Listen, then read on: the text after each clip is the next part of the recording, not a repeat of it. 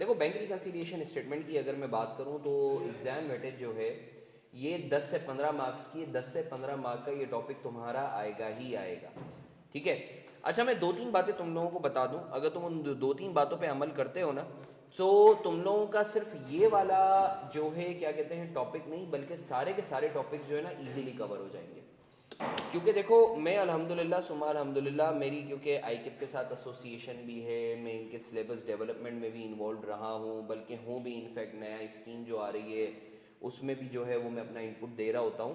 और बताने का मकसद ये है कि जो है आईकिप का एक माइंडसेट है, चूँकि इस शोबे से वाबस्तगी है, तो अगर आप इन चीज़ों को फॉलो करते हो जो मैं तुम्हें बता रहा हूँ, तो I can bet on it 95% chances है तुम्हारा पेपर इजीली निकल जाएगा, प्रोवाइडेड कि तुम इन चीज़ों पर अमल करो। वो मैं बताऊंगा, बट अभी हम जल्दी से अपना जो हमारा मेन टॉपिक है हम उसका एक क्विक रिवीजन कर लेते हैं। देखो बैंक रिकंसिलिएशन स्टेटमेंट होता क्या है।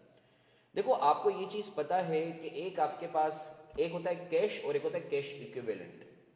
कैश इक्विवेलेंट जो है आपका, ये वो आइटम्स होते हैं जो कैश तो नहीं होते but they are as good as cash.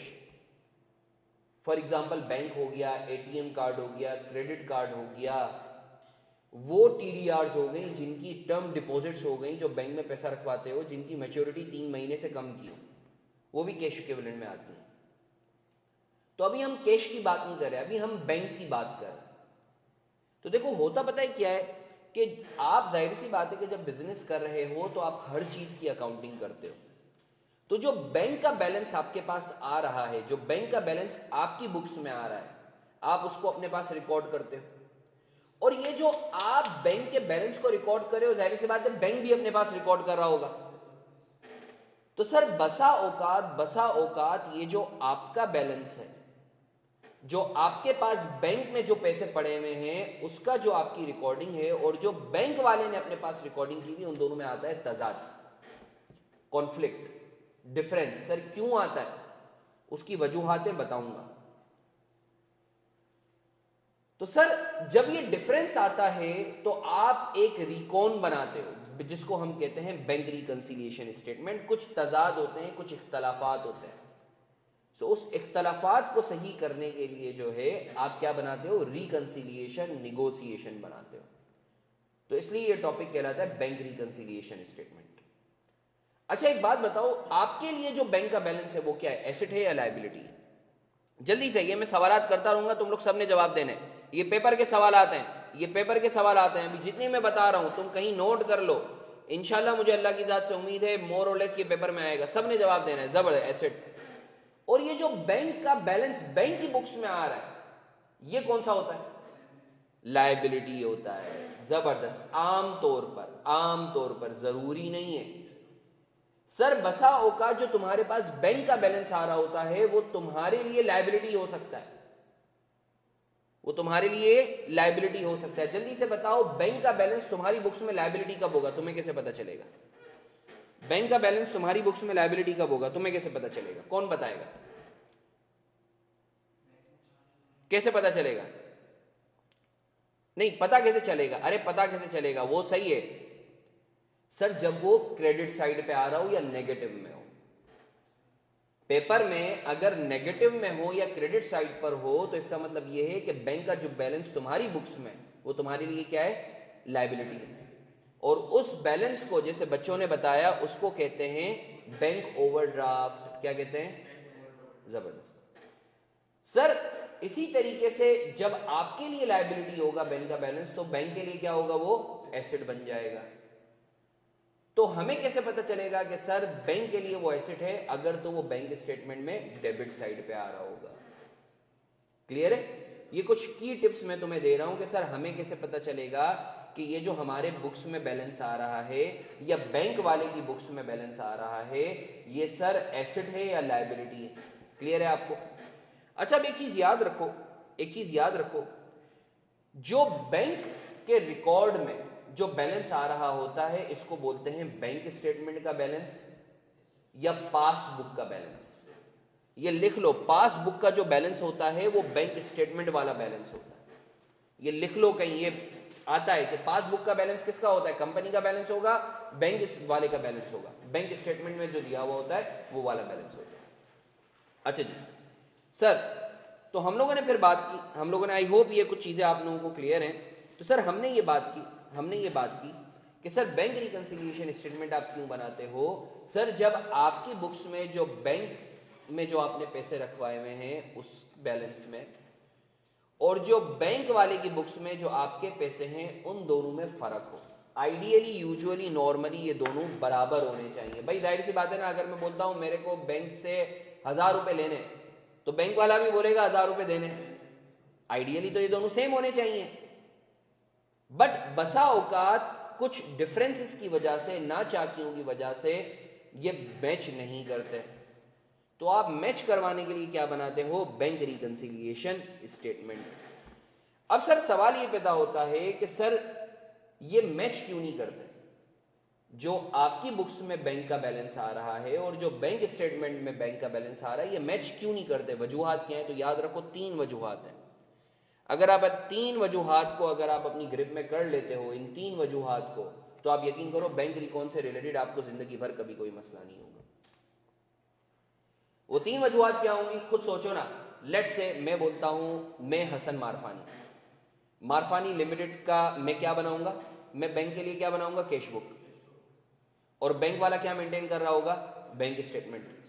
अब चूंकि मैं बैंक इस्लामी में हूं, तो मैं कर लेता हूं कि मैंने मारफानी लिमिटेड ने बैंक इस्लामी में अकाउंट खोला हुआ है, मैंने 1000 रुपए बैंक में रखवाए हुए हैं, तो मेरी कैश बुक में कितना आना चाहिए, और बैंक स्टेटमेंट वाले की बुक्स में कितनी लायबिलिटी आनी चाहिए। This is the ideal scenario.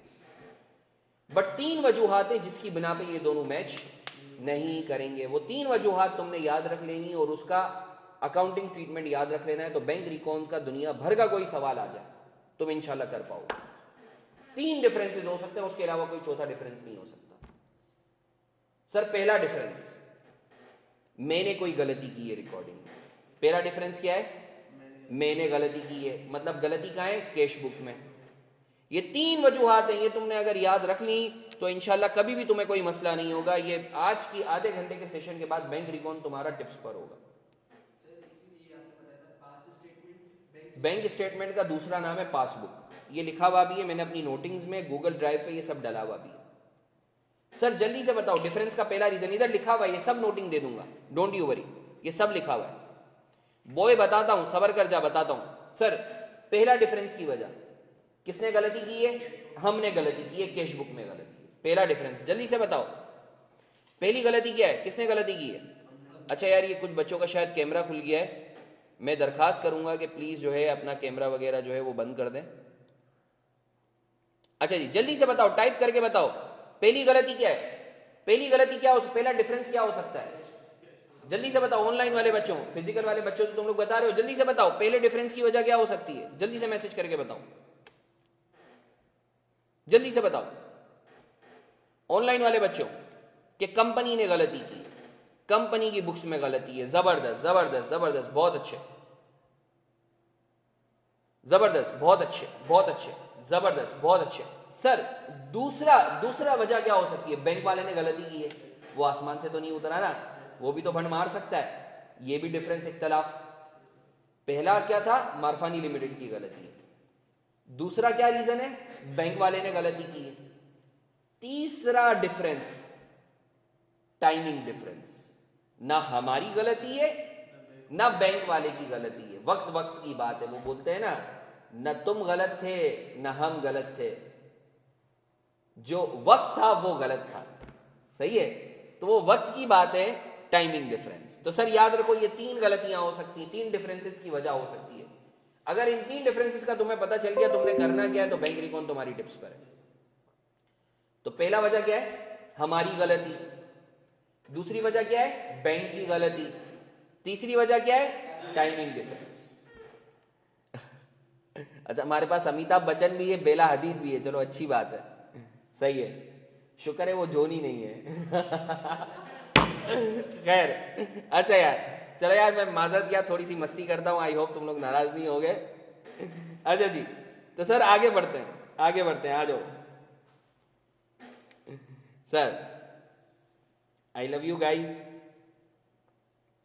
Sir अब हमने कुछ नहीं करना, अब मैं जो तुम्हें बता रहा हूं ना, तुमने वो बस याद रखना, ठीक है। डिफरेंसेस पढ़ लिए हमने। अब देखो एक चीज याद रखो, तुम यकीन करो अगर आज की क्लास ले लेते हो, मुझे अल्लाह की ज़ात से उम्मीद है, और 2-3 बातें बताऊंगा, अगर वो कर लेते हो ना तो पेपर में तुम लोग बगैर गम के जा सकते हो। तुम देखना पेपर में वही आएगा जो मैं चीज़ें बता रहा हूँ इंशाल्लाह। अच्छा जी,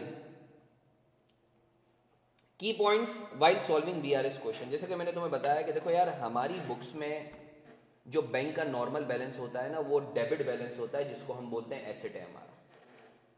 सही है, मैंने लिखा हुआ भी। इसी तरीके से जो बैंक स्टेटमेंट का जो नॉर्मल बैलेंस होता है वो लायबिलिटी बैलेंस होता है, जिसको हम बोलते हैं क्रेडिट बैलेंस। सही है। बाज़ औकात हमारी बुक्स में जो है नेगेटिव बैलेंस होता है, जिसको हम क्रेडिट बैलेंस भी बोलते हैं, जिसको बैंक ओडी भी बोलते हैं। और इसी तरीके से बैंक की बुक्स में, बैंक स्टेटमेंट में जो एबनॉर्मल बैलेंस होता है वो कौन सा बैलेंस होता है? डेबिट बैलेंस होता है, जिसको हम एसिड भी बोलते हैं। पेपर में अगर लिखा हुआ आता है कि नॉर्मली हमारी बुक्स में जो बैंक का बैलेंस होता है उसका नेचर क्या होता है, तो तुम क्या लिखोगे? हमारी बुक्स में, जल्दी से बताओ, एसेट। हमारी बुक्स में जो बैंक का नॉर्मल बैलेंस होता है वो क्या होता है? एसेट। और बैंक स्टेटमेंट की बुक्स में जो बैंक वाला होता है, जिसको हम उसकी बुक्स को बैंक स्टेटमेंट कहते हैं, उसकी बुक्स में जो नॉर्मल बैलेंस होता है वो क्या होता है? लायबिलिटी। अगर पेपर में लिखा हुआ होता है कि बताओ हमारी बुक्स में बैंक का एबनॉर्मली कौन सा बैलेंस होगा? एबनॉर्मली लायबिलिटी, हमारी बुक्स में एबनॉर्मली। और बैंक वाले की बुक्स में एबनॉर्मली कौन सा बैलेंस होगा? एसेट। एबनॉर्मली का मतलब यह है अनयूजुअल। बहुत अच्छी Areeba, you are spot on. अच्छा जी, आगे बढ़ते हैं। अच्छा जी, अब देखो एक है पेपर में सवालात आते हैं डेबिट कार्ड और क्रेडिट कार्ड। डेबिट कार्ड और क्रेडिट कार्ड का ये सवालात जो है, ये जो है वो क्या कहते हैं, बच्चे परेशान होते हैं, मुझसे बाद में पूछते हैं, तो इस कॉन्सेप्ट को सुन लेना। सर ये डेबिट कार्ड और क्रेडिट कार्ड, इन दोनों में फर्क क्या? दिखाता हूं, तो मैं लाइव दिखा दूं क्योंकि मैं खुद बैंक से। सुनते रहना, ये पेपर का इंपॉर्टेंट सवाल है। डेबिट कार्ड और क्रेडिट कार्ड लिख लो, कहीं आ रहा है इस दफा, लिख लो कहीं आ रहा है डेबिट कार्ड और क्रेडिट कार्ड। फर्क सुन लेना, कौन बताएगा डेबिट कार्ड और क्रेडिट कार्ड में फर्क क्या है? कौन बताएगा?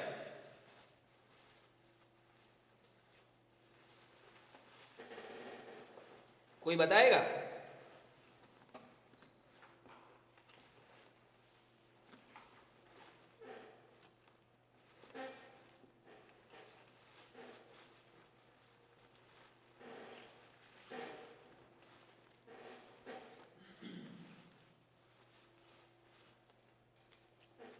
अच्छा जी, ये मेरे पास क्रेडिट कार्ड है। चलो नंबर तो नहीं दिख रहा ना, पता चला तस्वीर लेके ट्रांजैक्शन शुरू हो गए। ये क्रेडिट कार्ड है, ये डेबिट कार्ड है। ठीक है, फर्क क्या है दोनों में? सर क्रेडिट कार्ड के अंदर जो है ना, मेरे पास पैसे नहीं होते, मैं जाके ट्रांजैक्शन कर लेता हूं, बाई नाउ पे लेटर। क्रेडिट कार्ड का मतलब ये है कि मेरी लायबिलिटी है, मैंने बैंक को पैसे देने, मैं जाके खर्चा करूंगा और फिर होगा क्या, मंथ एंड पे जाके मैं बैंक को पैसे दे दूंगा। तो अगर पेपर में लिखा हुआ था क्रेडिट कार्ड का नेचर क्या है कंपनी के लिए, तो वो क्या होगा? लायबिलिटी। क्रेडिट कार्ड में हम बैंक से उधार लेते हैं। जैसे मैं क्या करता हूं, ये मैंने बैंक से उधार लिया हुआ है, मैं इसकी ट्रांजेक्शन्स करता हूं और मंथ एंड पे जाके पैसे दे देता हूं। सर सूद नहीं होता? नहीं सूद नहीं है मेरी ट्रांजेक्शन। सर ये तो आराम हो गया, आप आराम काम नहीं, इसके ऊपर मैंने बाकायदा पूरी वो रिकॉर्डिंग जो है बैंक रिकॉर्ड की तुम देखोगे। ये है मेरा डेबिट कार्ड बैंक इस्लामी का। इसके अंदर क्या है? इसके अंदर मेरे अकाउंट में पैसे पड़ेंगे और मुझे जब कोई भी चीज खरीदनी होती है तो मैं खरीदता हूं और मेरे बैंक के बैलेंस में से पैसे कम हो जाते हैं। तो डेबिट कार्ड का नेचर क्या है? एसेट। क्रेडिट कार्ड का नेचर क्या है? लायबिलिटी। डेबिट कार्ड का नेचर क्या है? एसेट। क्लियर है आपको? तहजीब ने बड़ी अच्छी बात बताई। आगे बढ़े, आगे बढ़े। डेबिट कार्ड, अच्छा बाजू का तुम्हारे पास सवाल आ सकता है कि बताओ वो कौन सा कार्ड है जो बाई नाउ पे नाउ मॉडल पर है, तो आंसर क्या होगा? Debit card. वो कौन सा कार्ड है जिसमें आप बाई अभी करते हो पैसे बाद में देते हो, तो वो कौन सा कार्ड होगा? Credit card. जबरदस्त, बहुत अच्छे, बहुत अच्छे। आगे बढ़ते हैं, आगे बढ़ते हैं। अच्छा सर, बहुत गौर से सुनेंगे। अब सर एक बात बताओ सर, आपने बता दिया कि बैंक रिकॉन बनती क्यों है, आपने ये भी बता दिया कि बैंक रिकंसिलिएशन स्टेटमेंट जो है, जो डिफरेंसेस आते हैं उनकी वजूहात क्या होती हैं। 3 वजूहात होती हैं, हमारी गलती, बैंक की गलती, टाइमिंग डिफरेंस, वक्त की गलती। अब सर करेंगे क्या, उसका अचार डालेंगे।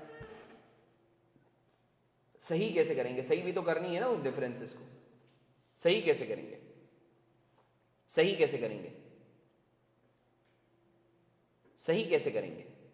तो सर ये चीज़ याद रखो, अकाउंटिंग ट्रीटमेंट याद रखो। अगर हमारी गलती हो तो कैश बुक में सही होगा, हमारी गलती होगी तो कहाँ सही होगा, बैंक वाले की गलती होगी तो बैंक रिकॉन में सही होगा, और अगर टाइमिंग डिफरेंस होगा तो भी कहाँ जाके सही होगा, बैंक रिकॉन।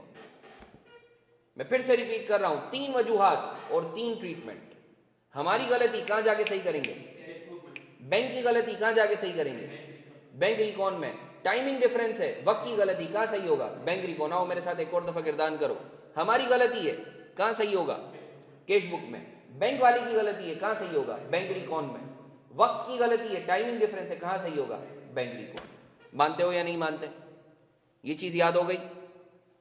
आगे बढ़े, आगे बढ़े। सर हमें इसके ऊपर कुछ क्वेश्चंस वगैरह मैंने अपने बैंक रिकॉन के लेक्चर्स दिए में, वहाँ 3 क्वेश्चंस मैंने करवाए स्टडी टेक्स्ट के, जो सबसे कॉम्प्रिहेंसिव क्वेश्चन है। अगर वो देख लेते हो बैंक रिकॉन, आज की क्लास के बाद अगर किसी को कॉन्सेप्चुअली भी मसला होगा ना, इंशाल्लाह अल्लाह के हुक्म से वो खत्म हो जाएगा। सर आगे बढ़ते हैं। अब ये कुछ इंपॉर्टेंट टर्म्स हैं जो कि मैं चाहूंगा तुम लोग सब इस पर फोकस करो। ये बच्चे हमेशा कंफ्यूज रहते हैं, सो इसको बहुत तमीज़ से देख लो तो इंशाल्लाह ये टर्म्स जो है ना तुम्हें कभी भी मसला नहीं देंगी।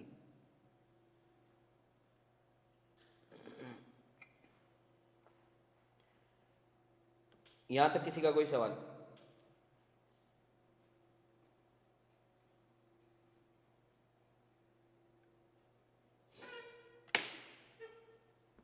बेटा सेंड किया हुआ है, मेरा बच्चा सब सेंड किया हुआ है तुम्हें। मैंने 70 से 80 मार्क्स के मेरे प्रीमियम क्वालिटी लेक्चर्स, अगर तुम कुछ ना करो, अगर तुम फ्री में पढ़ना चाहते हो, पैसे बचाना चाहते हो, उन लेक्चर को देख लो, स्टडी टेक्स्ट तमीज से कर लो, तुम्हारा paper I can bet on it इंशाल्लाह निकल जाएगा। वो सब भेजे मैं ग्रुप पे, ग्रुप चेक करो, सब भेजा हुआ है। अच्छा जी, इधर तक कोई सवाल किसी का? मैं वापस भेज दूंगा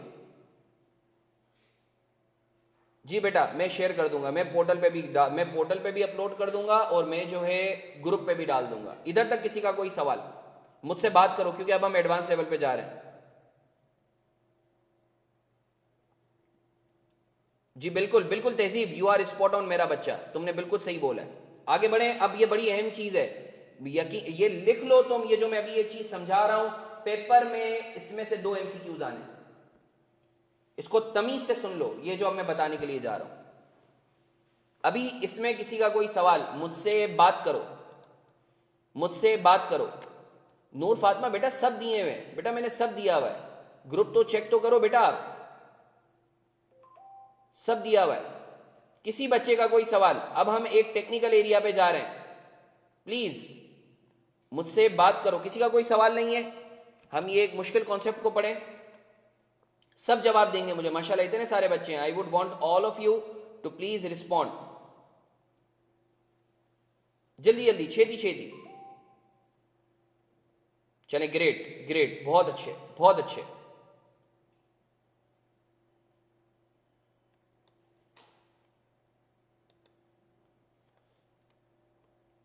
अच्छा जी, अब ये वाला जो मैं तुम लोगों को चीज बता रहा हूं, इसको बहुत गौर से सुनना। सर कुछ इंपॉर्टेंट टर्म्स हैं, चेक या इंस्ट्रूमेंट। सर इंस्ट्रूमेंट क्या होता है, पेपर में ना बाजू का पे ऑर्डर, जैसे पे ऑर्डर हो गया, डिमांड ड्राफ्ट हो गया, ये अलग अलग इंस्ट्रूमेंट्स हैं। इंशाल्लाह जब तुम बड़े होगे ना, तो जब तुम लोग मेरे पास आर्टिकलशिप के लिए आते हो या कहीं भी जाते हो ना, तो मैं तुम्हें दिखाऊंगा। अभी तो हमें पेपर पास करना है ना। तो सर बैंकिंग के अंदर ना, जब आप, क्योंकि देखो पैसों का लेन देन होता है ना, तो वो बड़ा क्रिटिकल लेन देन होता है। तो बैंक के पास जब आप जाते हो तो देखो एक चीज समझो, मारफानी लिमिटेड को एग्जाम्पल बनाओ। मारफानी लिमिटेड को चेक मिला, मुझे जुहेब ने 1 लाख रुपए का चेक दिया कि यार हसन मारफानी तुम 1 लाख रुपए बैंक से जाके ले लो। मुझे जुबैर से 1 लाख रुपए जुहेब से लेने थे, तो मेरा क्या था, पेएबल था रिसीवेबल था? मेरा क्या था, रिसीवेबल। सुनना मेरी बात, पहला केस मुझे जुहेब से पैसे लेने थे, मेरा रिसीवेबल था, इसने मेरे को 1 लाख का चेक दिया। सुनना मेरी बात, शाजिब, अम्मार, अमान इरफान। दूसरा केस, मारफानी लिमिटेड ने अमान को 2 लाख रुपए देने थे, पेएबल था। सुनना मेरी बात, पहला केस है रिसीवेबल, दूसरा केस है पेएबल। समझ गए? क्लियर है आपको? ऑनलाइन वाले बच्चों आप साथ रहना, मेरे साथ रहना। जी बेटा, वो भी बताऊंगा अरीबा, वो मैं बताता हूं, वो मैं सब बताता हूं। तुम मेरा बच्चा एक दफा ना मेरे जो प्रीमियम क्वालिटी लेक्चर मैंने ग्रुप पे भेजे हैं, वो अगर तुम एक दफा सुन लो तो तुम्हें जिंदगी के सारे गम मिट जाएंगे बैंक रिकॉन से रिलेटेड। एक दफा मेरा बच्चा वो देख तो लो तुम, उसमें सब बताया हुआ है मैंने, मैं आज भी बताऊंगा, परेशान नहीं हो। अच्छा जी सर, अब सुनना मेरी बात। मैंने इस हाथ से 1 लाख रुपए लेने थे, रिसीवेबल था, इसने मेरे को चेक दिया 1 लाख का। मैं बैंक के पास गया, मैंने बैंक में 1 लाख रुपए का चेक जो है वो जमा करवाया। बैंक वाला बोलता है पैसे, सुनना मेरी बात, जब इसने मेरे को चेक दिया तो मैंने अपने पास क्या एंट्री पास की होगी, बैंक डेबिट रिसीवेबल क्रेडिट, मैंने ये एंट्री पास की होगी ना, बोलो ना। अरे भाई, जब उसने मेरे को चेक दिया मैंने इसको बोला होगा, दुआएं दी होंगी, यार अल्लाह तेरे को खुश रखे, ये करे वो करे, तूने मेरे को मेरे पैसे दे दिए, मेरा रिसीवेबल कम हो गया, मेरे पास 1 लाख रुपए आ गए, चेक आया। अब जब मैं बैंक वाले के पास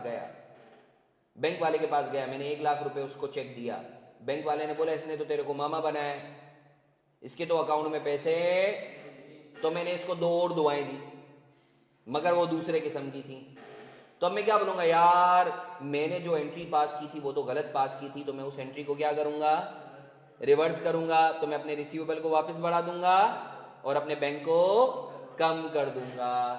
बैंक वाले ने क्या किया है, मेरे चेक को डिसऑनर किया है। डिसऑनर चेक के अंदर क्या करता है, बैंक वाला बोलता है मैं इसको ऑनर नहीं कर रहा, दफा दूर करो। क्यों नहीं कर रहा? क्योंकि अकाउंट में पैसे नहीं है, साइन में डिफरेंस है, जो है क्या कहते हैं, जो फिगर्स लिखी हुई है वो गलत लिखी हुई है, ओवर राइटिंग हुई है। मेरी बात समझ रहे हो नहीं समझ रहे? तो याद रखो, डिसऑनर्ड के केस में अगर मुझे पैसे लेने तो मैं एंट्री क्या पास करूंगा, और अगर डिसऑनर हो जाता है रिसीवेबल डेबिट बैंक क्रेडिट। मानते हो या नहीं मानते? देखो सामने लिखा हुआ है, अदर रिसीवेबल या account receivable debit bank credit. मानते हो या नहीं मानते? बोलो ना। अरे बेटा, अगर मुझे रिसीवेबल है तो मैं क्या एंट्री पास करूंगा, रिसीवेबल डेबिट बैंक। जबरदस्त।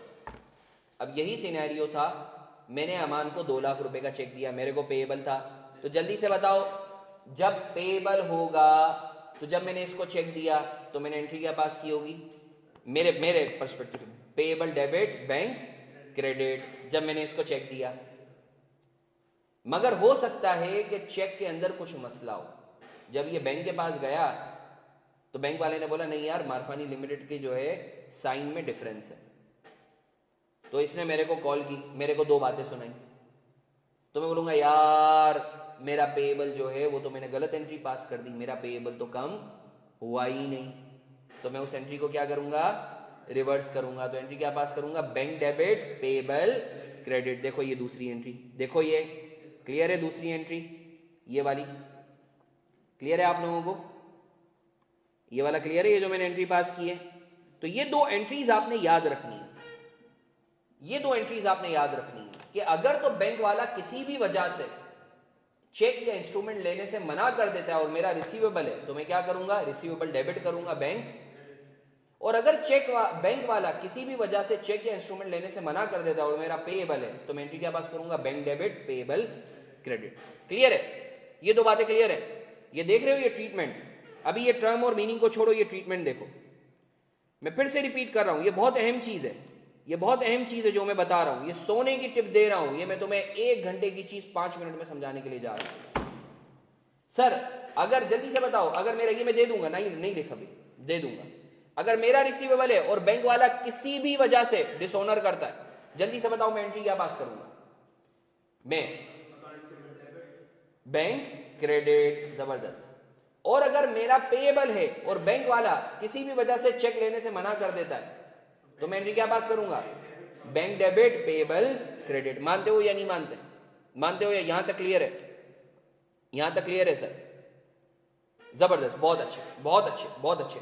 अब मैं तुम्हें कुछ टर्म्स बता रहा हूं, उस टर्म्स को समझ लो। ट्रीटमेंट सब में यही रहेगा। ट्रीटमेंट डिसऑनर हो, स्टेल हो, पोस्ट डेटेड हो, टाइम बार्ड हो, सब यही रहेगा ट्रीटमेंट। एग्जाम में जो भी नाम दे दे वो तुमने बस ये देखना है, रिसीवेबल था पेएबल था, सही है।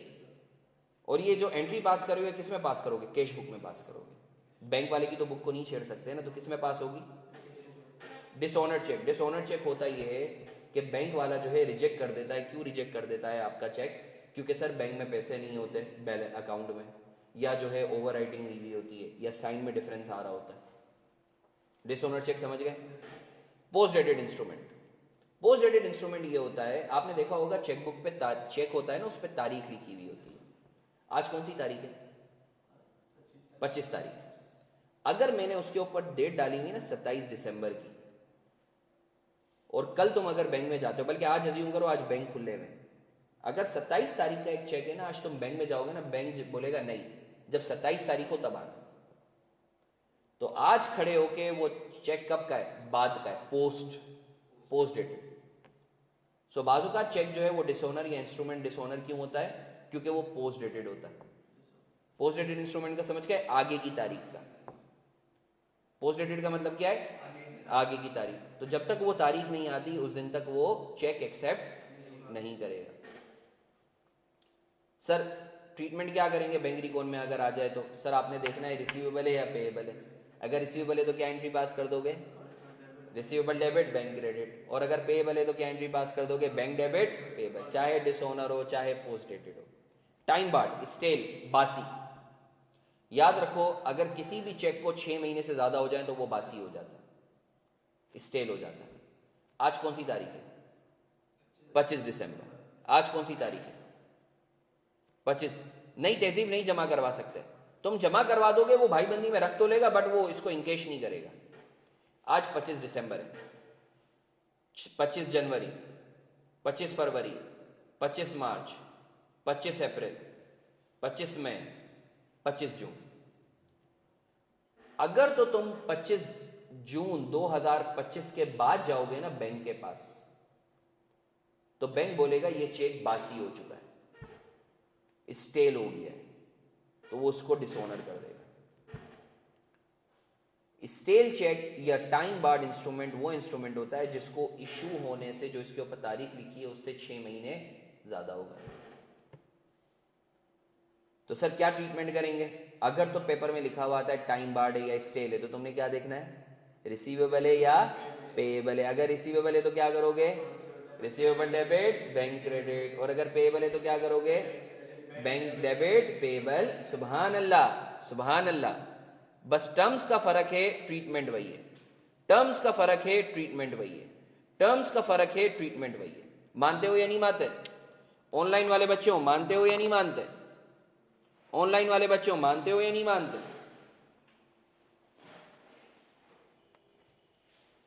ग्रेट। देखो मैं फिर से बता रहा हूं, तुमने इन टर्म्स को समझ लेना है और बस ये देखना है रिसीवेबल है या पेएबल। अगर रिसीवेबल है, कुछ भी केस हो, ये एंट्री पास होगी कैश बुक में। पेएबल है, कुछ भी केस हो, ये एंट्री पास होगी। एक होता है कैंसल्ड इंस्ट्रूमेंट। कैंसल्ड इंस्ट्रूमेंट क्या होता है? सर मैंने चेक इशू किया या मुझे चेक इशू हुआ और पीछे से मैंने उसको बैंक को बोला रोक दो, कैंसिल कर दो, तो बैंक ऑनर करेगा? नहीं करेगा। तो कैंसिल का मतलब ये कैंसिल करवा दिया कॉल करके। जैसे मैं चाहूंगा ना, मैं जो है, जैसे मैंने जो है अमान को जो है वो चेक इशू किया, पीछे से बैंक को कॉल करके बोल दिया यार चेक को ऑनर नहीं करना, कैंसिल कर दो, तो this is called cancelled cheque. Treatment क्या होगा?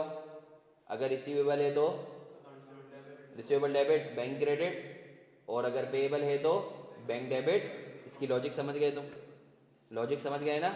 चलो ग्रेट। तो सर इंशाल्लाह मुझे उम्मीद है अल्लाह की ज़ात से आज के बाद स्टॉप पेमेंट, हाँ स्टॉक नहीं इसहाक, स्टॉप। मुझे अल्लाह की ज़ात से उम्मीद है आज के बाद तुम लोग डिसऑनर्ड, पोस्ट डेटेड, स्टेल और कैंसल्ड में परेशान नहीं होंगे। आगे बढ़ें, चलेंगे ग्रेट। अब भाई ऑनलाइन वाले बच्चों आगे बढ़ें। कोई सवाल, कोई कीड़े, कोई फतूर, एनी क्वेश्चन?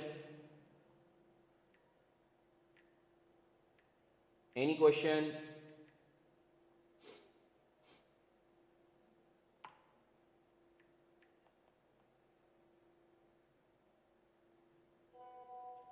चलें ग्रेट।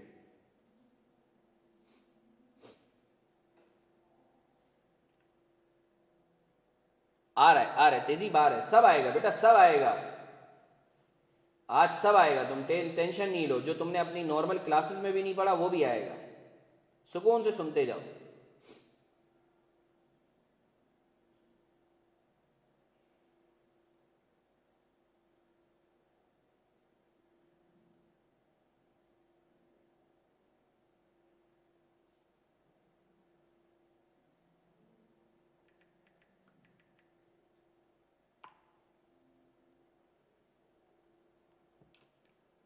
आएगा आएगा बेटा, सब आएगा, सब आएगा।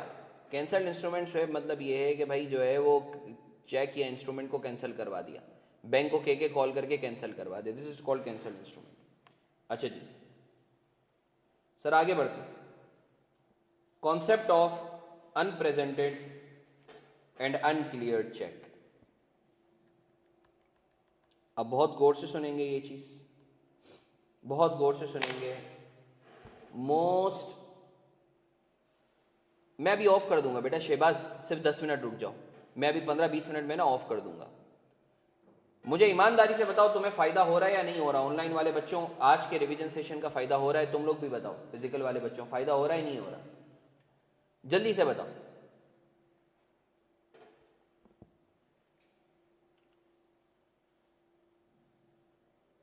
और मुझे अल्लाह की ज़ात से उम्मीद है जब तुम लोग पेपर में बैठोगे ना तो मुझे और दुआएं दोगे, क्योंकि मुझे अल्लाह की ज़ात से उम्मीद है पेपर में मोर और लेस यही सवाल आने।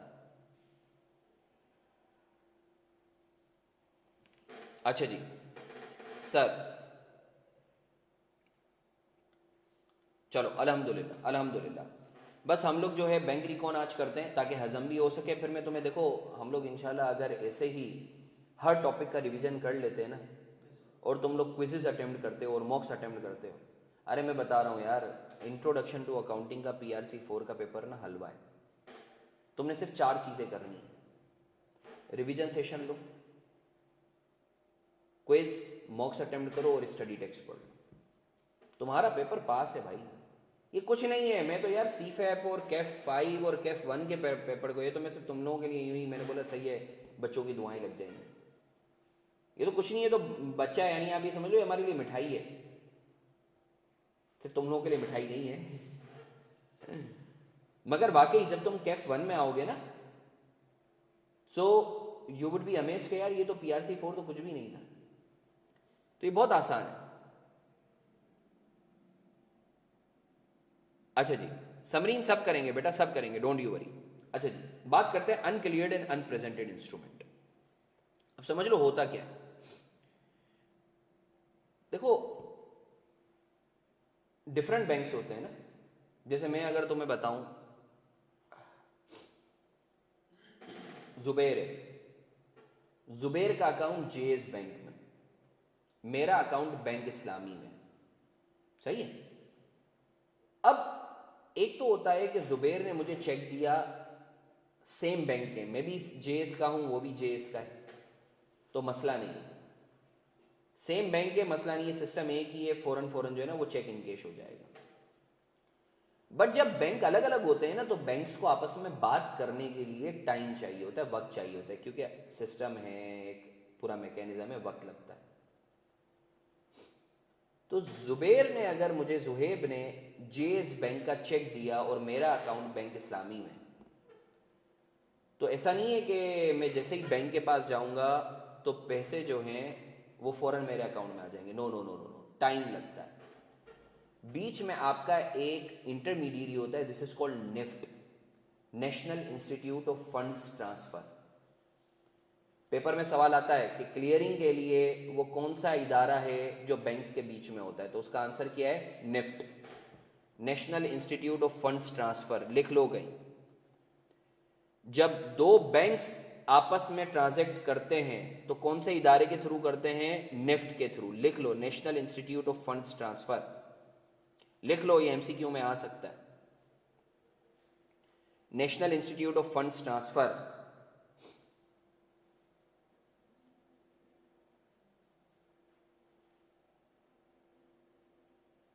सही है।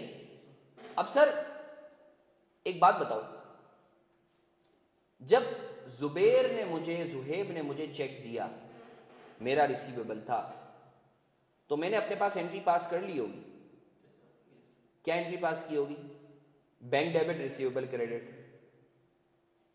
बट एक बात बताओ, मैंने जब बैंक वाले को दिया होगा तो बैंक वाला तो बोलेगा कि यार क्लियरिंग में 2 दिन लगते हैं। तो क्या मेरे बैंक वाले ने एंट्री पास की होगी मेरे अकाउंट की? नहीं, क्योंकि अभी तो 2 दिन लगेंगे। तो मैं अपनी बुक्स में अपने बैंक को बढ़ा चुका हूं 2 लाख से 1 लाख से, मगर मेरे बैंक वाले ने अभी तक 1 लाख से बढ़ाया नहीं, क्योंकि वो तो क्लियर ही नहीं हुआ। तो बैंक वाला क्या बोलेगा? आपका चेक अनक्लियर है, अनक्लियर्ड चेक। अनक्लियर्ड चेक का मतलब ये होता है कि अभी तक चेक क्लियर नहीं हुआ। क्यों? क्योंकि निफ्ट की वजह से, निफ्ट में जो है कहीं सेंटर में अनक्लियर चेक। समझ गए? अब जरूरी नहीं है कि ये रिसीवेबल के लिए हो, ये पेएबल के लिए भी हो सकता है। फॉर एग्जाम्पल, मैंने इसको चेक दिया तो मैंने अपना पेएबल डेबिट कर दिया, बैंक क्रेडिट कर दिया,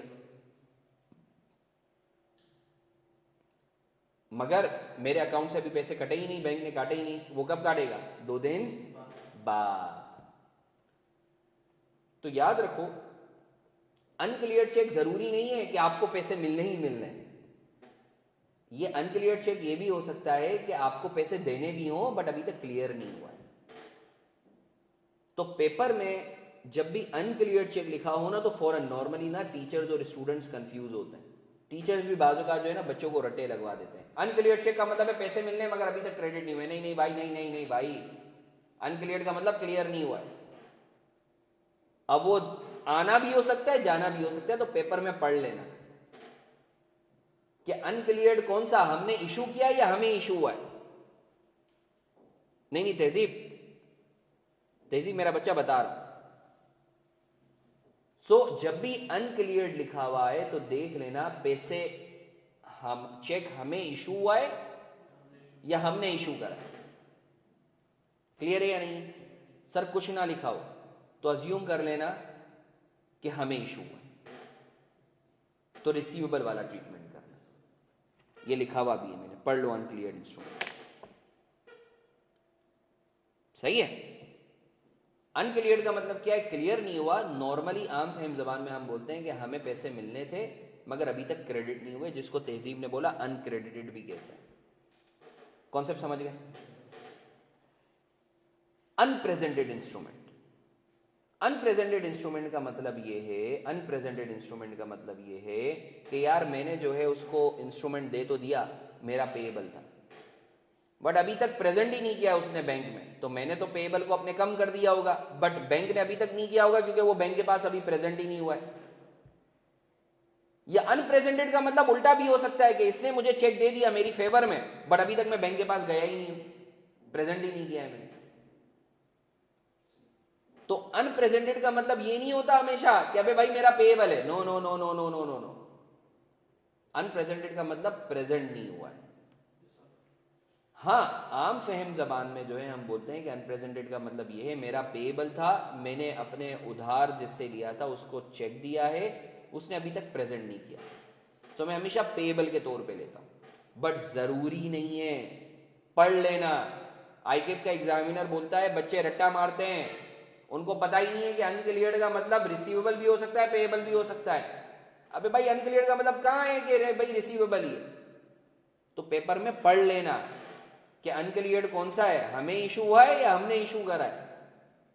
अनप्रेजेंटेड पढ़ लेना, हमें इशू हुआ है या हमने इशू करा है। ऐसे ही दे मार सारे चार रट्टे नहीं लगाना, अनक्लियर्ड मतलब रिसीवेबल, अनप्रेजेंटेड मतलब payable. No no no no no no भाई नो। एग्जामिनर यही तो बोलता है कि बच्चे जो है अकाउंटिंग के अंदर भी रट्टे मारते हैं, तभी तो फेल है। एग्जामिनर जब हम लोग बैठे होते हैं, हम लोगों के तो दोस्त यार ही होते हैं ना सारे, ज़्यादा ऐसा नहीं है वो पेपर लीक करते, क्योंकि ज़्यादा मैं पढ़ाता हूँ, मैं वो चेक नहीं कर सकता पेपर, वरना आज मैं भी एग्जामिनर होता। तो मेरे साथ के ही जो है वो सारे जो है, कोई किसी कंपनी का सीएफओ, कोई किसी कंपनी का, वो पेपर चेक कर रहे होते, तो वो यही बोलते हैं यार बच्चे रट्टे मारते हैं, इसीलिए तो फेल होते हैं।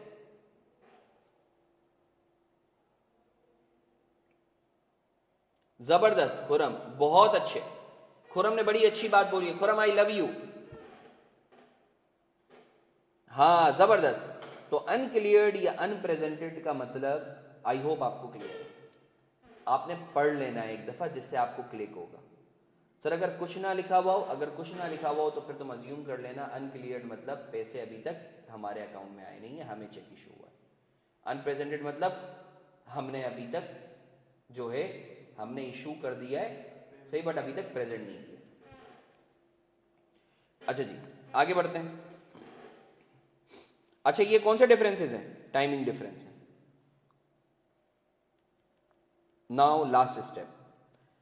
सर बीआरएस का जब भी क्वेश्चन आएगा, देखो यार एक चीज समझो, जब तुम मेरे लेक्चर देखोगे ना, मैंने पूरे सवालात करवाए, 20-20 एडजस्टमेंट के, 25-25 एडजस्टमेंट के। तो कुछ बच्चे जो है ना वो मुझे बोलते हैं सर आप एमसीक्यूज क्यों नहीं करवाते, आप सवालात क्यों करवाते हो। मेरा तरीका एक पता है क्या है, क्योंकि जाहिर सी बात है कि तुम लोगों में से काफ़ी बच्चे मेरे पास कैफ 1 में भी आएंगे, और वही बच्चे कैफ 5 में भी आएंगे, और वही बच्चे सीफेप में भी पढ़ेंगे। तो मैं बच्चे को ना इस लेवल की तैयारी करवाता हूँ। तो ये वाली जो उससे नीचे वाली जो चीज़ है ना, वो खुद ही बच्चा समझ जाता है। तो मैं पूरे पूरे सवालात करवाता हूँ ना, तो एग्ज़ाम के अंदर क्या होगा, वो कोई एक एडजस्टमेंट आएगी। हमने जब 20 एडजस्टमेंट की होंगी तो एक एडजस्टमेंट क्या तुम्हें मुश्किल लगेगी? नो। जब तुम मेरे फाइनेंशियल स्टेटमेंट के भी लेक्चर्स देखोगे ना, तो उसमें मैंने पूरे सवालात करवाए हैं। तो एग्जामिनर यही तो करता है, वो सवालात को तोड़ के एक एक एडजस्टमेंट दे देता है। तो वो जब सवाल करते हो ना, तो आपका हाथ ज़्यादा चलता है। तुम जब मेरे बैंक रिकॉन के, वैसे तो मैं अगर आई एम अज्यूमिंग कि तुम लोगों का रिवीजन है, मगर अगर किसी बच्चे के कॉन्सेप्ट में मसला है ना, तुम मेरे एक दफ़ा लेक्चर देख लो और फिर स्टडी टेक्स्ट कर लो।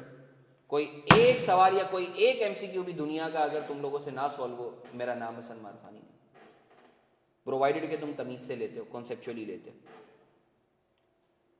हाँ सोएब बेटा, अगर कुछ ना लिखा हो तो पेएबल अज्यूम करना, अनक्लियर्ड कुछ ना लिखा हो तो रिसीवेबल अज्यूम करना, मगर दे मार 4.5 नहीं करना। सही है, दे मार 4.5 नहीं करना, पहले पढ़ लेना, पढ़ लेना, क्योंकि पिछले 2 अटेम्प्ट से एग्जामिनर इसमें खेल रहा है। और अपने कमेंट्स में भी लिखता है कि हम अनप्रेजेंटेड लिखते हैं, तो बच्चे बोलते हैं अनप्रेजेंटेड के आगे हम लिखते हैं कि अबे भाई चेक हमें इशू हुआ है, हमने प्रेजेंट नहीं किया। सही है, फिर भी बच्चे अज्यूम करते हैं पेएबल है। जल्दी से लिखा हो, अगर पेपर में लिखा हुआ हो अनक्लियर्ड है और चेक हमने इशू करा है, तो रिसीवेबल होगा पेएबल होगा? जल्दी से बताओ। पेएबल, जल्दी से बताओ।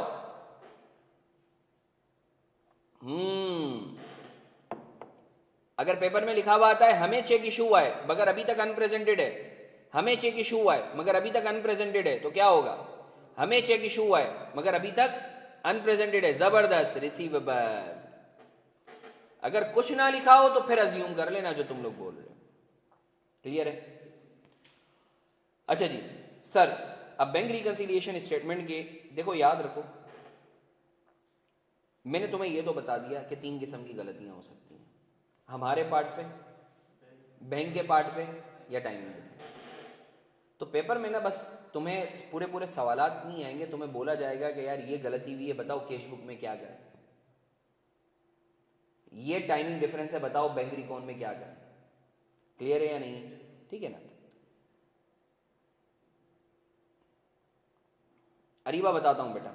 अब देखो एक चीज समझो, कैश बुक तो बड़ी आसान है, बैंक रिकॉन ना उसके दो फॉर्मेट्स हैं बैंक रिकन्सिलिएशन स्टेटमेंट के।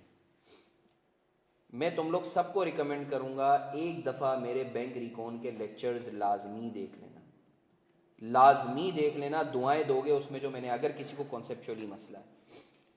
और इंशाल्लाह उसके बाद तुम अगर दुनिया भर के लेक्चर्स उठाते हो ना, तुम्हें कभी मसला नहीं होगा।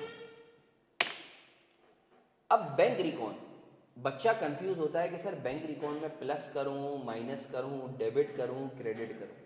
कैश बुक तो आसान है ना, हमारी गलती है, द पॉइंट इज लिखा हुआ है कंपनी की गलती है, तो कैश बुक में अगर भाई पैसे कम हमने डेबिट करें तो ज़्यादा कर दो, कम क्रेडिट करें तो ज़्यादा कर दो, डबल क्रेडिट कर दिए तो एक दफ़ा डेबिट कर दो, डबल डेबिट कर दिए तो एक दफ़ा क्रेडिट कर दो। मसला आता है बच्चों को बैंक रिकॉन में कि सर बैंक रिकॉन में प्लस करें या माइनस करें। बिल्कुल सही है साद, बिल्कुल सही बोला, बिल्कुल सही बोला अरीबा। ये जो तुमने बात की है मोहम्मद साद ने ये रिपीट कर दी है। अनक्लियर में अगर कुछ ना लिखा हो तो रिसीवेबल अज्यूम करना, अनप्रेजेंटेड में कुछ ना लिखा हो तो पेएबल अज्यूम करना। इधर तक किसी का कोई सवाल? क्योंकि अब मैं जो तुम्हें चीज़ समझाने के लिए जा रहा हूँ, this is final nail in the coffin.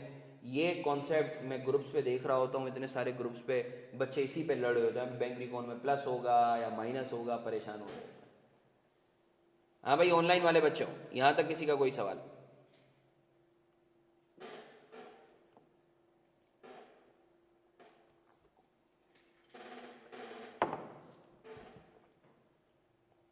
आगे बढ़े। ये फाइनल चीज़ है अब जो मैं बताने के लिए जा रहा हूँ।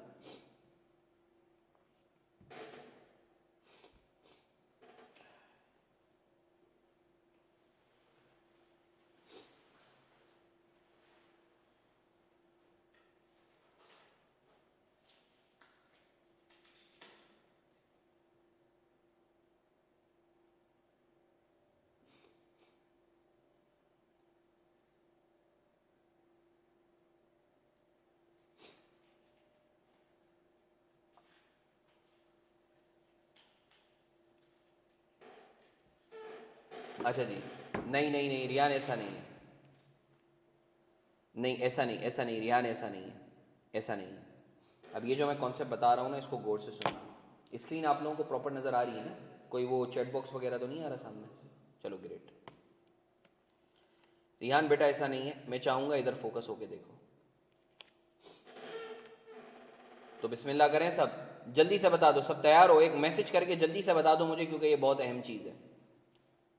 जल्दी से मैसेज करके बता दो, ये जो मैं तुम्हें टिप दे रहा हूँ टिप फॉर लाइफ है। ग्रेट ग्रेट, इतने सारे बच्चे हैं, जल्दी से मैसेज करके बता दो। चलें great great, love you guys. आए हम लोग स्टार्ट करते हैं अब इस फॉर्मेट में। देखो पहले तो तुमने अपने दिमाग में जब भी कोई सवाल आए ना एमसीक्यू में, तुमने देखना है गलती किसकी है। अगर तो गलती कंपनी की है तो वो तो कैशबुक में जाएगा, दफा कर दो। अगर तो बैंक वाले की गलती है या टाइमिंग डिफरेंस है तो वो कहाँ जाएगा? बैंक रिकॉन में। अगर तो बैंक वाले की गलती है या टाइमिंग डिफरेंस है तो कहाँ जाएगा? ऑनलाइन वाले बच्चों, अगर तो बैंक वाले की गलती है या टाइमिंग डिफरेंस है तो कहाँ जाएगा? Bank recon. ज़बरदस्त, बहुत अच्छे बहुत अच्छे।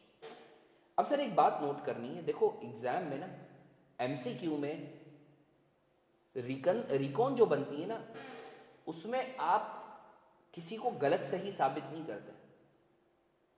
मैं 10वीं मंजिल पे हूँ, अमान पहली मंजिल पे खड़ा है, अब हम बोलते हैं यार थोड़ा तुम आ जाओ हल्के, थोड़ा हम आ जाते हैं, तो हम बोल देते हैं एक तो तरीका ये है कि 5वीं मंजिल पे आ जाओ, मिल जाएंगे। ये एक तरीका क्या है, अमान 10वीं मंजिल से पहली मंजिल पे आ जाए तो भी मिल जाएंगे। एक तरीका क्या है, मैं पहली मंजिल से 10वीं मंजिल पे चला जाऊं तो भी मिलाना है। अभी हम याद रखो रिकॉन के अंदर हम किसी को भी गलत या सही साबित, रिकॉन में क्या करना है? मिलाप, इख्तलाफात साइड पे रख के कॉमन बात है, हमारा दीन भी हमें ये बोलता है लड़ाई झगड़े को छोड़ो, मिल जाओ। तो पहले तो ये चीज समझ लो, बैंक रिकॉन में हमें बैलेंसेस को टेली करवाना है, बैलेंसेस को टेली करवाना। एक बात बताओ, अब सुनना इसी बात को, अगर तो बैंक स्टेटमेंट का बैलेंस दिया हुआ हो तो मुझे कौन से बैलेंस से टैली करवाना होगा? कैश बुक से। बैंक स्टेटमेंट वाला अगर बैलेंस दिया हुआ है तो एग्जामिनर क्या चाह रहा है? बैंक स्टेटमेंट वाला हल्का आ जाए और कहाँ चला जाए? कैश बुक वाले के पास। और अगर कैश बुक का बैलेंस दिया हुआ है तो एग्जामिनर क्या चाह रहा है? कि कैश बुक वाला हल्का आ जाए, कंपनी हल्की आ जाए और कहाँ मैच हो जाए? बैंक स्टेटमेंट वाले के साथ। तो तुमने सबसे पहले ये देखना है कि सर बैलेंस कौन सा वाला दिया हुआ है, कैश बुक का है या बैंक स्टेटमेंट का है। अगर बैंक स्टेटमेंट का बैलेंस दिया है तो किससे मैच करवाना है, और अगर कैश बुक का बैलेंस दिया है तो किससे मैच करवाना है? जबरदस्त।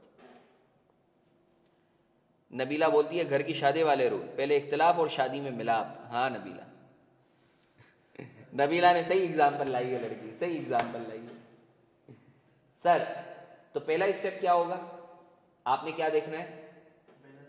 बैलेंस किसका है, कैश बुक का है या बैंक? अगर कैश बुक का बैलेंस है तो किससे मिलाना होगा, और अगर बैंक स्टेटमेंट का बैलेंस है तो किससे मिलाना होगा? जबरदस्त। बस एक चीज याद रख लेना, कैश बुक का कौन सा बैलेंस है। अगर कैश बुक का डेबिट बैलेंस है तो किस में आएगा? पॉजिटिव में। अगर नेगेटिव बैलेंस, अगर क्रेडिट बैलेंस है तो किस में आएगा? नेगेटिव में। बैंक स्टेटमेंट का पॉजिटिव बैलेंस है तो किस में आएगा? क्रेडिट में।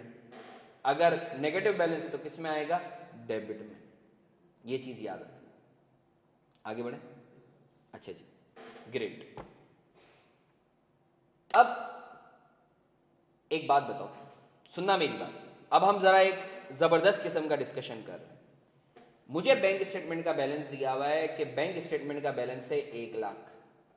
हमें किससे मिलाना है? किससे मिलाना है? बैंक स्टेटमेंट का बैलेंस दिया हुआ है, ऑनलाइन वाले बच्चों मेरे साथ देना है, 1 लाख। किससे मिलाना है? अब पेपर में दिया हुआ होता है अनक्लियर्ड चेक 10,000 का हमें इशू हुआ, कंपनी को इशू हुआ। कंपनी को इशू हुआ मतलब क्या है? रिसीवेबल। मगर अभी तक अनक्लियर्ड है, तो जल्दी से बताओ क्या वो बैंक स्टेटमेंट में आ रहा होगा? बैंक स्टेटमेंट में आ रहा होगा? अनक्लियर्ड है तो नहीं आ रहा होगा। कैश बुक में आना चाहिए। कैश बुक में आ रहा है जी, बिल्कुल आ रहा है, बिल्कुल आ रहा है। तो अगर मैं बैंक स्टेटमेंट के बैलेंस से कैश बुक पे पहुंचना चाहता हूं तो बैंक स्टेटमेंट में क्या करूंगा? प्लस करूंगा। प्लस करूंगा ना भाई। बैंक स्टेटमेंट में नहीं आ रहा, अनक्लियर्ड है, मेरे पास आ रहा है, कैश बुक में आ रहा है। तो मैं ऐसा क्या करूं बैंक स्टेटमेंट में कि मैं कैश बुक से मैच करवा दूं बैंक स्टेटमेंट में? जबरदस्त। मानते हो या नहीं मानते? एक और एग्जांपल, बहुत अच्छे बच्चों, love you. Sir bank statement का बैलेंस दिया हुआ है 1 लाख, कैश बुक से मैच करवाना है। लिखा हुआ रहता है अनप्रेजेंटेड चेक। हमने 10-20 हजार का चेक इशू किया था, बट हमने इशू किया था कंपनी ने, बट अभी तक प्रेजेंट नहीं हुआ। जल्दी से बताओ हमारे कैश बुक में से वो माइनस हुआ हुआ है नहीं हुआ हुआ? हुआ हुआ है, हुआ हुआ है। हमने चेक इशू किया है, हुआ हुआ है। बैंक स्टेटमेंट से माइनस हुआ है नहीं हुआ है? नहीं हुआ है। तो अगर मैं बैंक स्टेटमेंट से कैश बुक को मैच करवाना चाहता हूं तो ऐसा क्या करूं बैंक स्टेटमेंट में कि कैश बुक से मैच करवा दूं? माइनस कर दूं। सुभान अल्लाह। मानते हो या नहीं? अबे ऐड क्यों करेंगे तेजीब? माइनस करेंगे ना चरिया, माइनस करेंगे ना बेटा। अनप्रेजेंट चेक हमने इशू किया है। तेजीब चल तेरी एग्जाम्पल ले लेते। मोहब्बत में बोला है, मोहब्बत में तेजीब आ गई समझ। चलो तेजीब को बस चरिया बोला है ना तभी समझ आया। अभी क्लियर है?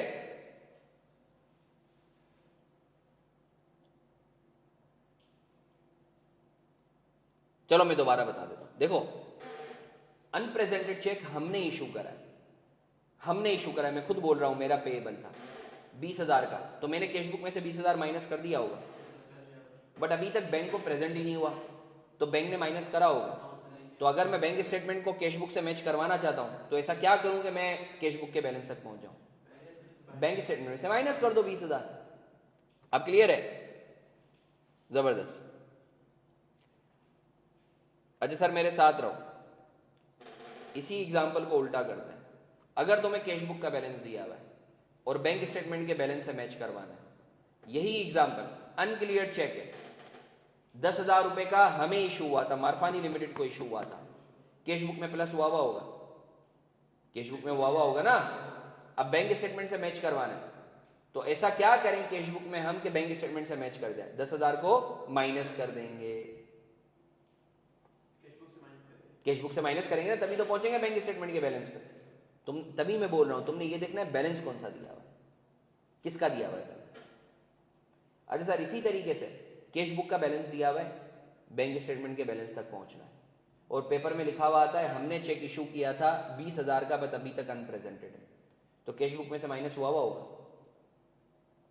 हुआ होगा, बैंक स्टेटमेंट में से हुआ है नहीं। तो अब मैं कैश बुक से बैंक स्टेटमेंट के बैलेंस तक पहुंचना चाहता हूं तो ऐसा क्या करूंगा, अब ऐड करूंगा ना, बैंक स्टेटमेंट में नहीं हुआ ना लेस, तो मुझे कैश बुक के बैलेंस को बैंक स्टेटमेंट में मैच करवाना है, तो ऐसा क्या करूंगा कैश बुक के अंदर कि मैं बैंक स्टेटमेंट के बैलेंस तक ऐड करवाऊंगा। मानते हो या नहीं मानते?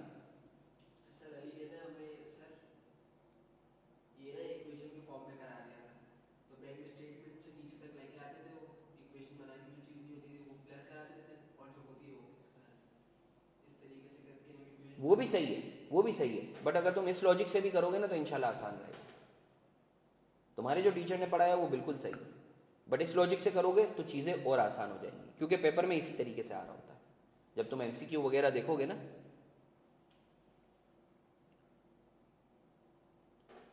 अरे भाई हाँ, इशू वाला वर्ड दोनों के लिए मेरा बच्चा तुमने ये देखना है इशू वाला कि इशू हमें हुआ है मतलब रिसीवेबल, इशू हमने करा है मतलब पेएबल, इशू वाला वर्ड दोनों के लिए होगा मेरा बच्चा।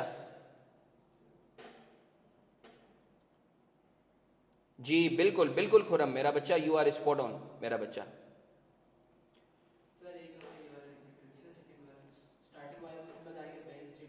अच्छा अब हम एक और एग्जांपल, सर अगर लेट से हमें कैश बुक का बैलेंस दिया हुआ है 20,000 और हमें बैंक स्टेटमेंट के बैलेंस से मैच करवाना है, सही है, और पेपर में लिखा हुआ आता है हमें 10,000 का चेक इशू हुआ है हमें, मगर अभी तक क्लियर नहीं हुआ है बैंक से, तो पहले तो ये बताओ कैश बुक में प्लस हुआ होगा ये, जब हमें इशू हुआ है तो हमने तो प्लस करा होगा, क्या बैंक स्टेटमेंट में ये प्लस हुआ है? नहीं। तो अगर तुम्हें कैश बुक से बैंक स्टेटमेंट तक जाना है तो क्या करोगे, कैश बुक में माइनस करेंगे, जबरदस्त। इसका उल्टा, सर लेट से हमने चेक इशू करा 20,000 का मारफानी लिमिटेड में, तो कैश बुक में से माइनस हुआ होगा, अब बैंक स्टेटमेंट से मैच करवाना है, तो मैं ऐसा क्या करूं कैश बुक में कि मैं बैंक स्टेटमेंट के बैलेंस तक पहुंच जाऊं, प्लस कर देंगे, जबरदस्त, बहुत अच्छे, आता तो है सब तुम लोग, जबरदस्त बच्चों। अब्बास मेरा बच्चा बस तुमने ये देखना है, तुमने बिल्कुल सही बात बोली अब्बास मेरी जान, तुमने बस एक चीज देख लेना है अब्बासी कि बैलेंस कौन सा दिया हुआ है। अगर बैलेंस कैश बुक का दिया हुआ है, भाई बच्चों का बोल रहा है सर आज इतना रखें, बिल्कुल आज इतना रख सकते हैं, मुझे ये बताओ बैंक रिकॉन का माशाल्लाह इतना ही था। देखो मैं फिर से बोल रहा हूं, रिवीजन सेशन प्लस क्विज जो मॉक लूंगा वो और स्टडी टेक्स्ट, तो मैं कोई दोषियों, काफ़ी बच्चे मुझे मैसेज कर रहे थे कि सर हमें हमारे टीचर ने 200 500 एमसीक्यूज दिए हुए, करो अच्छी बात है वो रिस्पेक्टेबल है, बट अगर वक्त नहीं है तो जो ये 4 चीज़ें बता रहा हूँ ना मैं, इसको तमीज़ से कर लेते हो ना, अल्लाह की ज़ात से उम्मीद है इंशाल्लाह हो जाएगा। हाँ भाई बच्चों खुश हो, आज के लिए इतना ही रखें। अरीबा मेरा बच्चा इसके लिए ना मैं तुम्हें बोलूँगा मेरे बैंक रिकॉन के लेक्चर देख लेना, इंशाल्लाह उससे बहुत फ़ायदा हो जाएगा। खुश हो? अब मुझे फ्रेंकली बताओ क्या ऐसे हर चैप्टर पे सेशंस रखने चाहिए या नहीं, क्या ऐसे रखने चाहिए?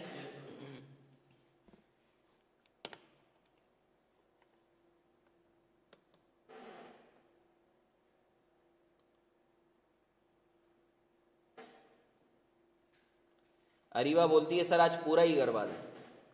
अल्हम्दुलिल्लाह सुहेब, अल्हम्दुलिल्लाह अल्हम्दुलिल्लाह। बस देखो यार अगेन जो है, यानी मैं इस लेवल पर, जाहिर सी बात है कि मैं एक्चुअली ना पीआरसी को जो है मेरे, क्योंकि रिकॉर्डेड लेक्चर्स वगैरह मौजूद हैं, असल में मैं कैफ़ लेवल के जो है वो सब्जेक्ट्स पढ़ा रहा होता हूँ, कैफ़ 1 कैफ़ 5 सी फैप के। ये तो ये था कि तुम लोग छोटे हो और तुम लोगों की ना दुआएं जो हैं वो मुझे चाहिए।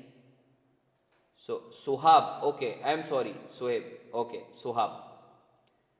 तुम लोगों को मैं इंशाल्लाह कोशिश करूँगा कि जब तुम पेपर में बैठो तो तुम लोगों का पेपर जो है ना तुम लोग पास हो, मगर जो है क्या कहते हैं, तुम लोगों ने बस मुझे दुआओं में याद रखना है, ठीक है। सो इंशाल्लाह आप लोग दुआओं में याद रखोगे। आप तो हाफिज़ साहब हैं, सही है, आप तो हमारा कुरान भी सुनेंगे, ज़बरदस्त, ऐसे ही इंशाल्लाह इंशाल्लाह, ठीक है। अच्छा, काफ़ी बच्चे मुझे ये बोल रहे थे कि सर हम फिज़िकली सेशन लेना चाहते हैं, फ़िज़िकली हम सेशन लेना चाहते हैं, तो तुम लोग आ सकते हो। ये शारा फैसल पर नर्सरी पर जो है ये इंस्टीट्यूट बना हुआ है, तो तुम लोग चाहो तो बिल्कुल आ सकते हो, सही है। So without any hesitation feel free to reach out, ठीक है सर। नहीं, जवियार में इनफैक्ट लाहौर भी विज़िट कर रहा होता हूँ मैं। लाहौर और इस्लामाबाद में अपने काफ़ी बच्चे थे, इनफैक्ट ग्रुप पे जो है वो काफ़ी आई कैप में बच्चे मुझसे मिलने के लिए भी आए थे। तो सर हमारे पास नवाज शरीफ साहब नहीं है इस सेशन में, अच्छा सही है ठीक है। सो इनफैक्ट मैं काफ़ी स्टूडेंट से मिला भी था अपने पीआरसी के, आई कैप में ही जो है वो सब आए थे। ये ठोकर नियाज बेग पे भी आए हुए थे, गुलबर्ग पे भी आए हुए थे। सो इंशाल्लाह मैं इस दफ़ा भी जो है मेरा चक्कर लगेगा आज से 2-3 महीने बाद, तो मैं खुद तुम लोगों के पास तुम लोगों को बता दूंगा। So let's catch up. So अपना बहुत सारा ख्याल रखो। मैं फिर से रिपीट कर रहा हूँ, क्विज़ेस तमीज़ से दो, रिवीजन सेशंस तमीज़ से लो, मॉक्स तमीज़ से करो, और स्टडी टेक्स्ट कर लो, तुम्हारा पेपर आसानी से हो जाएगा। सही है, इंशाल्लाह हम लोग अब रिवीजन क्लास कल या परसों रखते हैं, लाजमी ज़वियार, लाजमी। निसा, ये मेरा बच्चा, आपने जो है कोई व्हाट्सएप का लिंक शेयर किया है? नहीं, मैं बता दूंगा तुम्हें, डोंट यू वरी, मैं बता दूंगा तुम्हें, सही है ना, मैं तुम्हें बता दूंगा, डोंट यू वरी। तो सर अच्छा, ये निसा ने जो है वो क्या कहते हैं, बिल्कुल निसा आप चाहो, अच्छा देखो यार एक और चीज़ है, काफ़ी बच्चे जो हैं वो थोड़ा सा वो होते हैं कि सर आपका एक ग्रुप बना हुआ है तो हम क्या आपकी जो है वो चीज़ें किसी और को बांट सकते हैं? बिल्कुल बांटो, सबको बांटो। बस उनको एक चीज़ बोल देना कि आपने हसन मारफानी के लिए और हमारे लिए, क्योंकि आप ज़रिया बन रहे हो, दुआ करो।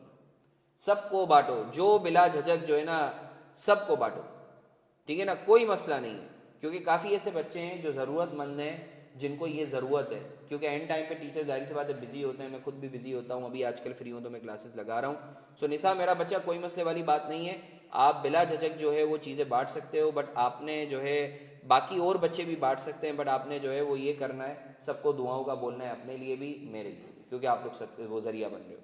तो सर मैं बता दूंगा ज़वियार, लेट्स कनेक्ट ऑन ग्रुप। अपना बहुत सारा ख्याल रखो, इंशाल्लाह फिर मुलाकात होती है। टिल देन अल्लाह हाफिज़, टेक केयर।